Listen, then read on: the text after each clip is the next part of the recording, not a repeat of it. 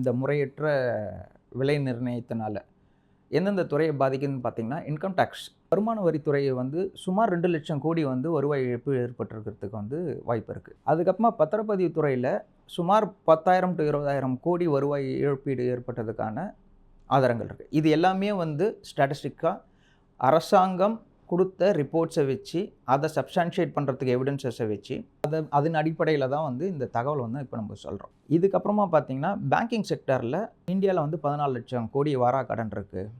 அது எப்படி வருது? இப்போ தமிழ்நாட்டில் சுமார் பார்த்தீங்கன்னா ஒரு 3-4 லட்சம் கோடி வாராக்கடன் இருக்குது அப்படின்னு வச்சுங்களேன். இதனுடைய இம்பேக்ட் அங்கேயும் வருது. இது எப்படி எந்தெந்த துறையிலன்றதை நம்ம ஒவ்வொரு பதிவில் வந்து நம்ம பார்ப்போம். இதுக்கு பேசிக்காக பார்த்தீங்கன்னா ஒரு கிரைம் ரேட்ஸ் அதிகமாகுது. ஏன் வந்து கிரைம் ரேட்ஸ் அதிகமாகுது? ஒருத்தருக்கு வந்து கவர்மெண்ட் வந்து யார் கையில் வருவாயை வந்து வாங்கணும், டேக்ஸை வந்து கலெக்ட் பண்ணணுமோ அவங்க கையில் விட்டுட்டு அந்த டேக்ஸை ஸ்பிளிட் பண்ணி எல்லார் தலையிலையும் வைக்கிறாங்க. அப்போ என்ன ஆகிடுதுன்னா மக்கள் வந்து ஏழையவே ஆகிறான். அவனுக்கு வருமானம் வந்து ஒரு வருவாய் கரெக்டாக அவனுக்கு வரமாட்டேன்றதுனால குற்ற செயல்களில் அவன் ஈடுபடுறான்.